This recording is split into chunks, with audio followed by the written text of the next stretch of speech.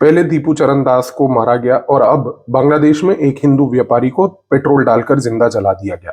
बांग्लादेश में हिंदुओं के ऊपर अत्याचार खत्म नहीं हो रहा। उसको समझने के लिए आपको ये जानना है कि बांग्लादेश के इतिहास में जब जब चुनावी प्रक्रिया आई है, तब तब चुनाव से कुछ महीने पहले हिंदुओं के ऊपर अत्याचार और एंटी भारत रेटरिक हमेशा वहां पर चला है।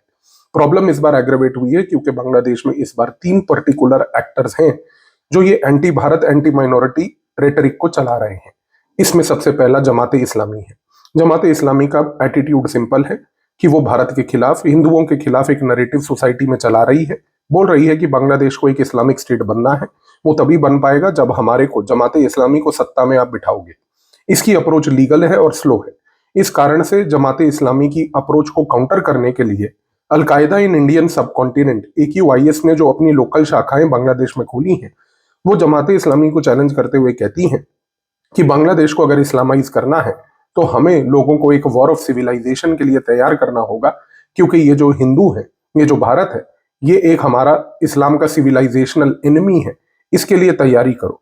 लेकिन दोनों की अप्रोचेस, अलकायदा इन इंडियन सब कॉन्टिनेंट और जमाते इस्लामी की, क्योंकि स्लो है।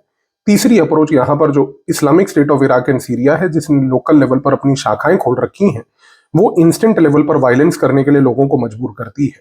आज जो आप दीपू चरण दास के केस में देखते हो, या फॉर दैट मैटर दूसरे जितने भी हिंदुओं के ऊपर अत्याचार हुए, वो Islamic state of Iraq and Syria inspired instant violence वाले अत्याचार हैं। क्योंकि आईसिस ये कहती है कि हमें काफिरों को तुरंत मारना है, हमें डेमोक्रेसी के खिलाफ काम करना है। और आज सोशल मीडिया के जमाने में ये इंस्टेंट रेडिकलाइजेशन ISIS का बांग्लादेश की आवाम को ज्यादा अपीलिंग लग रहा है। तो बांग्लादेश में ये अत्याचार अनफॉर्चुनेटली अगले 2 महीने जारी रहेंगे, क्योंकि यहाँ पर ये 3 competitive spaces, Jamaate Islami, al Qaeda in Indian सब continent, Islamic state of Iraq and Syria के लोकल शाखाएं, ये सारी की सारी इन्वॉल्व हैं, जो कलेक्टिवली बांग्लादेश में आवाम को ऑपरेट करके उनको रेडिकलाइज कर रही हैं।